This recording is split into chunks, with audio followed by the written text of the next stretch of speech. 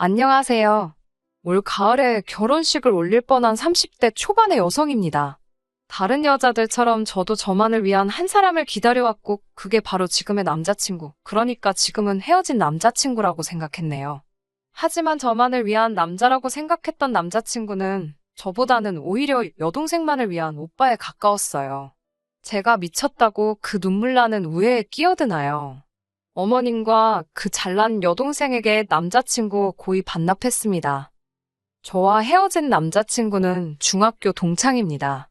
저희가 다닌 중학교는 남녀공학이었고 남자친구는 제 짝꿍이었어요. 친하지는 않았습니다.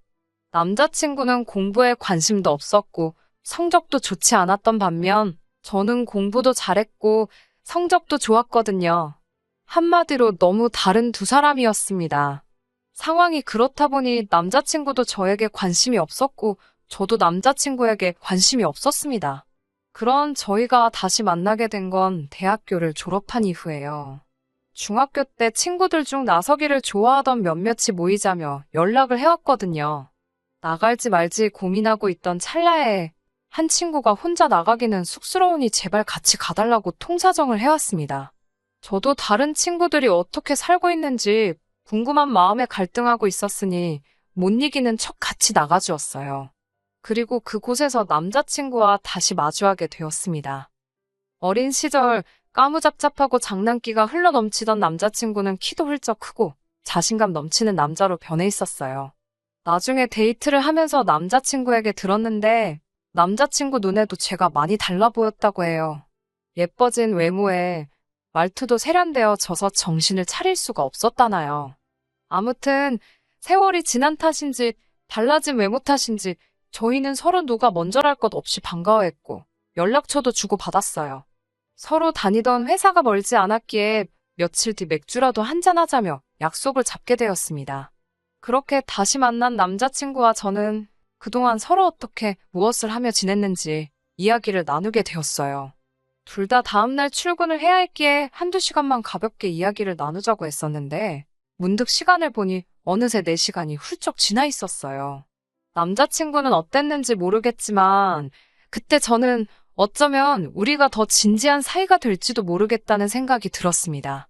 길다면 긴 4시간 동안 저는 조금도 지루함을 느끼지 못했거든요. 그리고 역시나 제 예감대로 저희는 얼마 지나지 않아 연인 사이가 되었습니다. 비록 같은 중학교를 나오긴 했어도 남자친구에 대해서 제가 모르는 것들이 정말 많더라고요. 기억 속 장난꾸러기로 남아있던 남자친구는 겪어보니 오히려 다정하고 섬세한 사람이었습니다. 특히 가족을 생각하는 마음이 극진했어요. 사귄 지 얼마 되지 않았을 때 일입니다. 아무래도 연애 초반이다 보니 짬짬이 문자로 시시콜콜한 이야기를 주고받고 있었거든요. 그런데 출근한 지 얼마 되지 않은 남자친구가 반차를 쓰고 집에 간다고 하더라고요. 무슨 일이냐고 하니까 자기 여동생이 열감기가 심해서 지금 약 사들고 집에 가봐야 할 것 같다고 했습니다. 당시 남자친구는 5살 어린 여동생과 혼자이신 어머님까지 셋이서 한 집에 같이 살고 있었어요.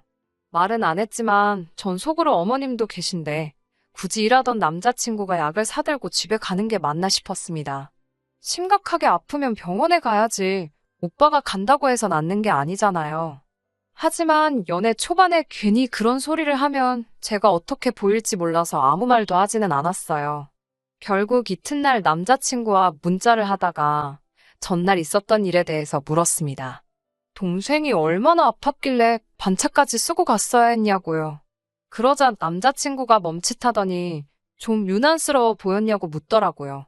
그러면서 예전 여자친구와도 이런 문제 때문에 자주 싸웠었다며 혹시라도 제 마음에 걸리면 지금 말해달라고 했습니다.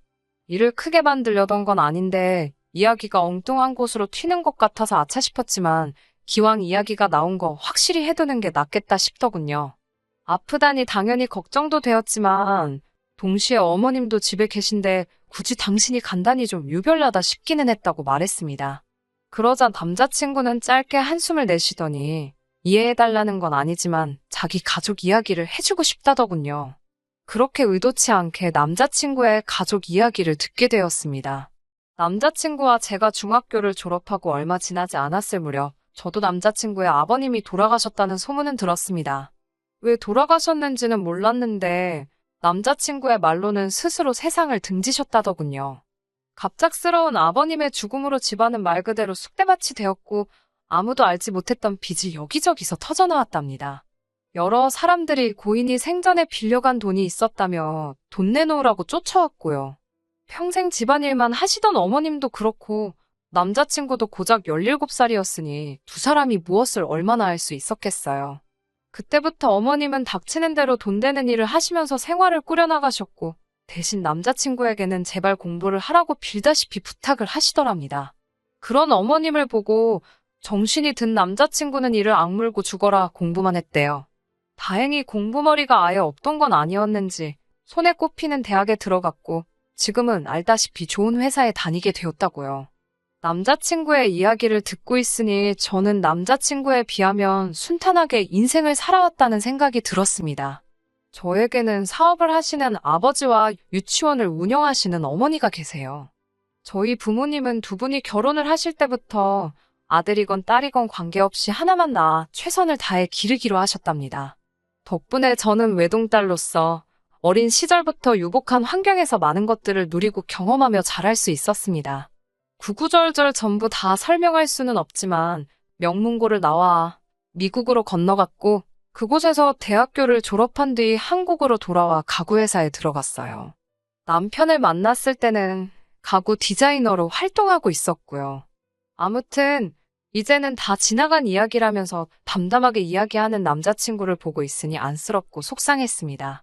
그런 힘든 시기가 있는 줄은 꿈에도 생각지 못했으니까요. 진작에 그런 상처를 눈치채지 못한 제 자신이 한심하고 미울 정도였어요. 남자친구가 덧붙이기를 그 힘든 시절에 어머님과 자기가 동생을 많이 못 챙겨서 그런지 동생은 지금도 자기 밥그릇도 제대로 못 챙기고 산답니다. 그래서인지 지금도 여동생을 보고 있으면 늘 마음이 짠하고 안쓰럽대요. 남자친구의 설명을 듣고 나니 어느 정도는 납득을 할 수 있었습니다. 남자친구의 여동생이 정말로 어떤 사람인지 알기 전까지는 그랬네요.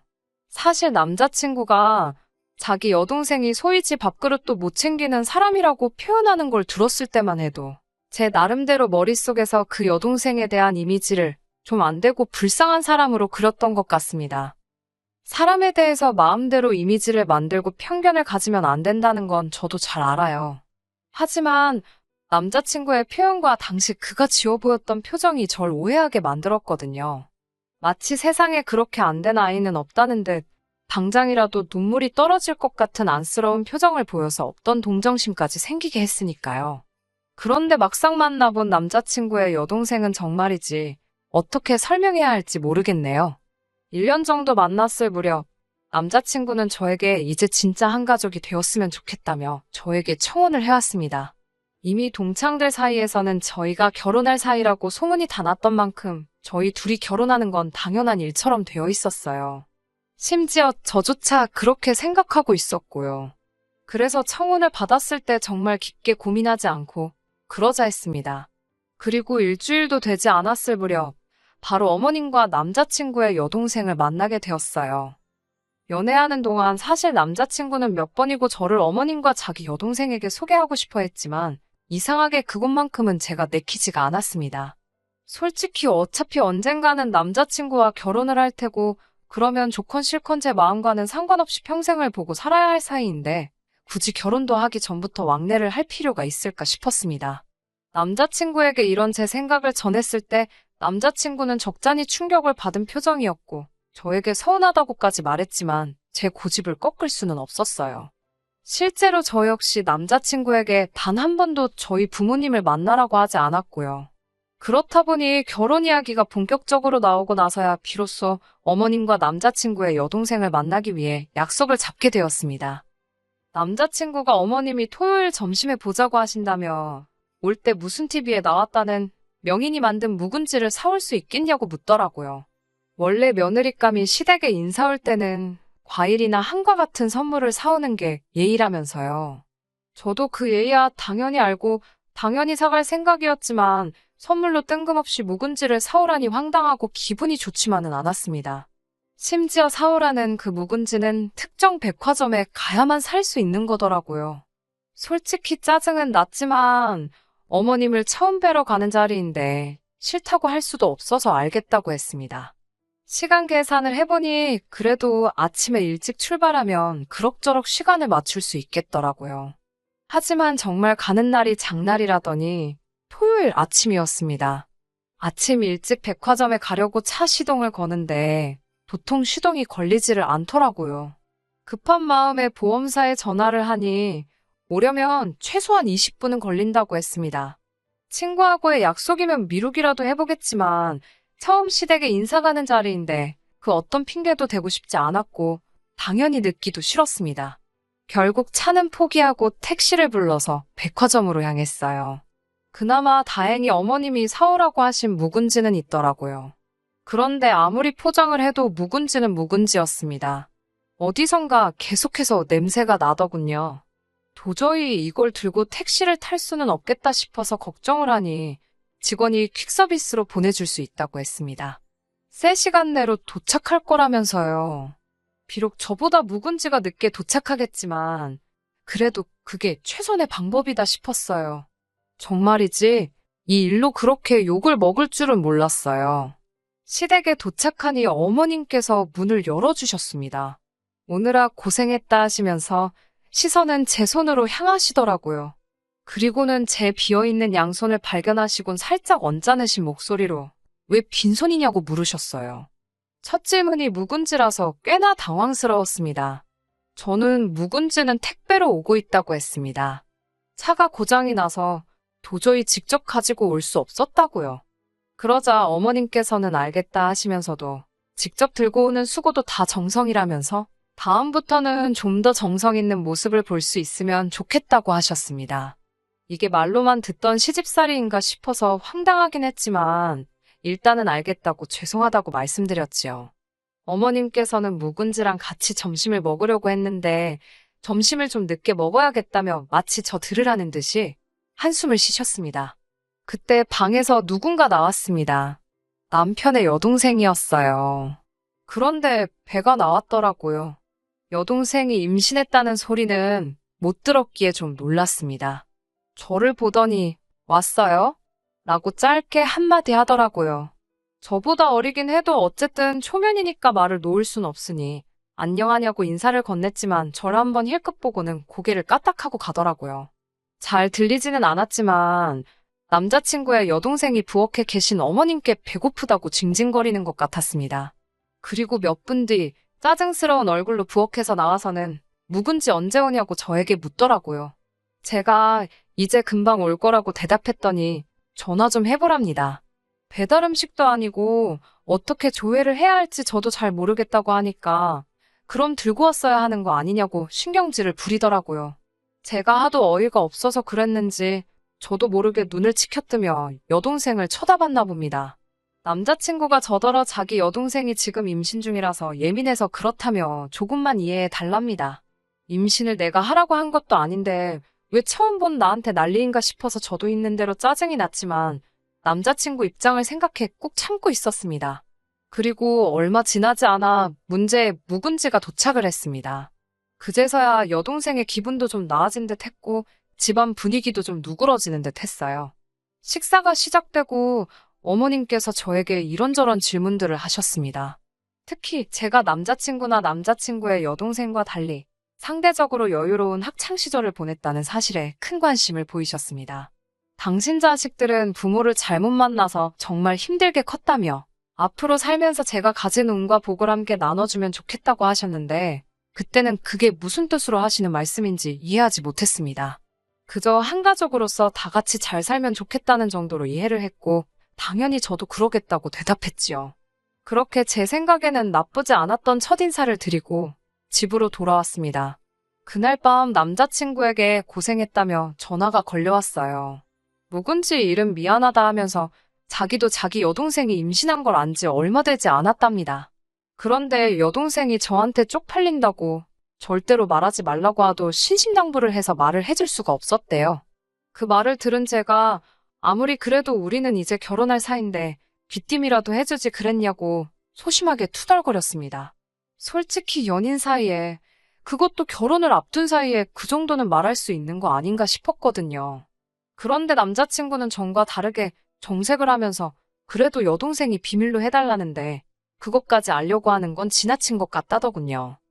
달라진 남자친구의 태도에 저도 모르게 멈칫했습니다.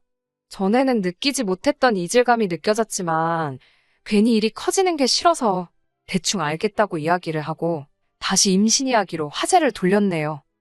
아빠는 누구냐고 물으니 정확하지 않답니다. 동시에 두 남자를 만나다가 두 남자한테 다 들켜서 다 연락이 끊긴 모양이랍니다. 그래서 지금 자기 여동생이 엄청 예민하다면서 둘 중 어느 놈이건 잡히면 가만 안 둘 생각이라고 했습니다. 솔직히 제3자인 제가 듣기엔 어이가 없었지만 당연히 그런 소리를 입 밖으로 내지는 않았어요. 나아가 이런 여자가 내 신우가 된다는 게 좀 찜찜하기도 했고요. 그래도 애써 같이 살지는 않을 거니까 괜찮을 거라고 스스로를 이해시키려고 했습니다. 하지만 신우는 제가 생각한 것보다 훨씬 이상했으며 그런 신우에게 남자친구는 너무나 관대했어요. 상견례를 앞두고 남자친구도 저희 집에 인사를 오게 되었습니다.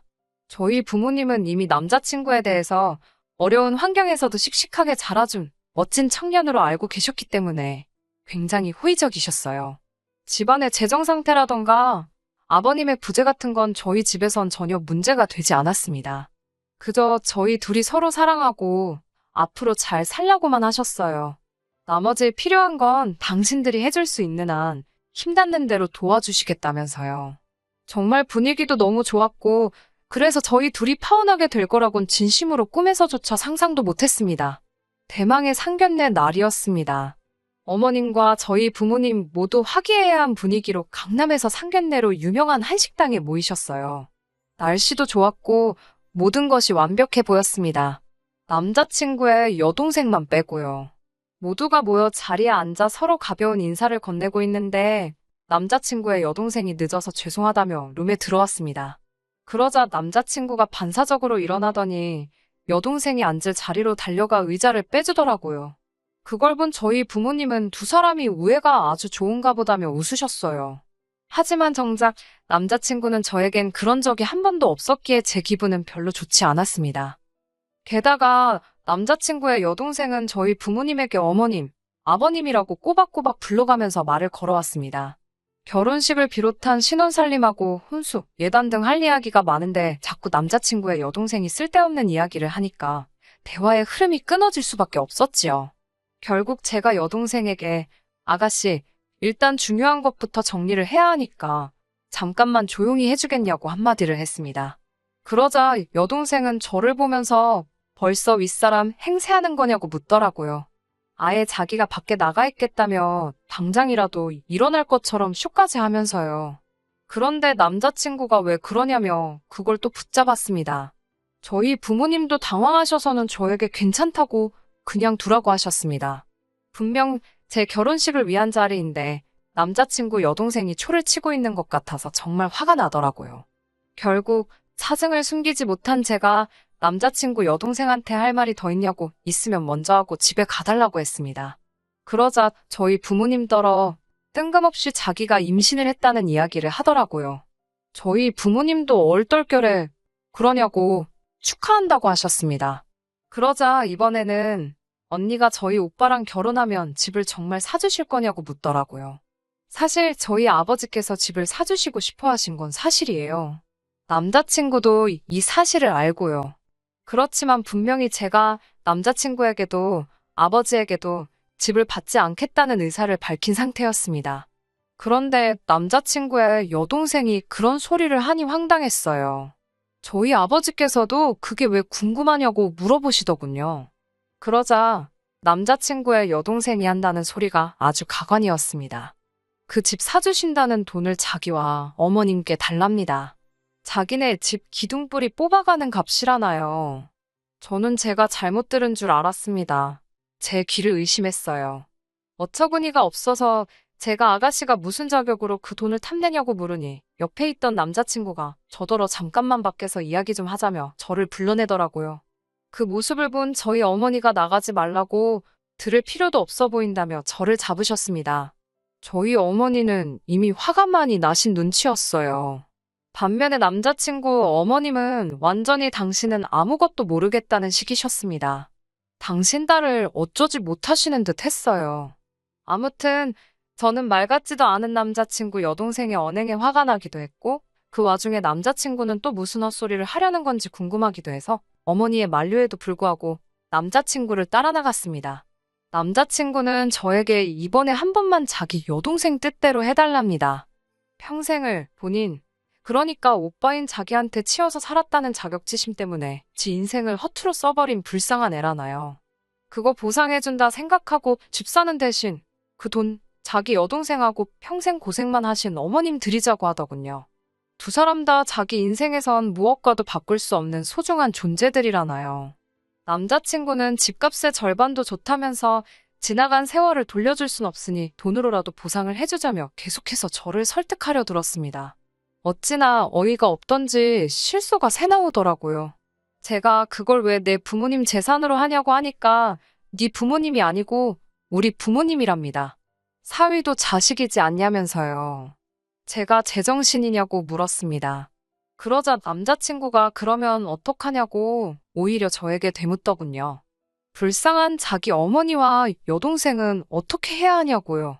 그런 남자친구를 보며 제가 당신 눈에 당신 가족들이 안쓰럽고 불쌍한 건 알겠지만 그 보상을 왜 내 부모님이 해야 하냐고 다시 물었습니다. 그리고 당신 여동생은 그걸 왜 그렇게 당당하게 요구하는 거냐고요. 이유도 알고 싶지 않고 어쨌든 그렇게는 못 해준다고 선을 그었어요. 그러자 남자친구는 원망이 가득한 목소리로 절 다시 봤다면서 저더러 그렇게 독한 사람이었냐고 그럽니다. 그 돈 없어도 너나 너희 가족은 어떻게 되는 것도 아니면서 정말 너무하답니다.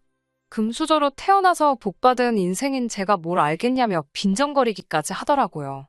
솔직히 제가 남자친구보다 나은 운명을 가지고 태어났다고 한다면 그걸 부정하지는 않겠습니다. 하지만 남자친구가 그런 식으로 생각하는 사람인 걸 진작에 알았다면 함께 미래를 만들어갈 계획 같은 건 세우지도 않았을 거예요. 저는 뒤도 돌아보지 않고 바로 방으로 돌아가 부모님께 한마디도 더 하실 필요도 들으실 필요도 없다고 말씀드린 뒤 집으로 가자고 했습니다. 이 결혼은 안 할 거라고요. 저희 부모님은 제 말에 놀라신 눈치였지만 바로 납득하신 듯 계산은 저희 쪽에서 하겠다는 말씀만 남기시고 자리에서 일어나셨습니다. 그제서야 어머님께서 뭔가 오해가 있는 것 같다며 좀 더 이야기를 하자고 잡으셨지만 소용없는 일이었어요. 남자친구의 여동생은 저에게 잘 보일 생각이 없는 거냐며 어이없다고 문자를 보내왔더라고요. 그 문자를 저희 어머니께 보여드리니 제정신이 아닌 것 같다면서 상종도 말라 하셨습니다. 저는 동창들 중 가까운 2명에게만 이러한 이유로 결국 파혼하게 되었다고 말했습니다. 소문이 날 걸 알고 있었고 아니나 다를까 금세 다들 알게 되었더라고요. 다행히 예약해놓은 것들이 많지 않아서 손해본 금액은 100만 원 미만이었기에 그냥 제가 안고 가기로 했습니다. 남자친구는 자기가 아무래도 말을 잘못한 것 같다면서 만나서 이야기하자고 몇 번이고 연락을 해왔지만 이번 일로 확실히 알겠더라고요. 단순히 경제적인 것뿐만 아니라 모든 면에 있어서 어느 정도라도 상황이 비슷한 사람끼리 만나는 게 왜 중요하다고 어른들이 말씀하시는지 말이에요. 헤어진 지 얼마 되지 않아서 불현듯 마음이 허할 때가 있긴 합니다만 그래도 생각했던 것보단 의외로 마음이 편하네요. 최선을 다해서 아낌없이 사랑했기 때문이겠지요. 후회는 없으니까 그걸로 됐습니다. 끝까지 들어주셔서 감사합니다. 오늘의 사연은 여기까지입니다. 구독과 좋아요, 알람 설정 부탁드리고 더 좋은 사연으로 다시 찾아뵙겠습니다. 감사합니다.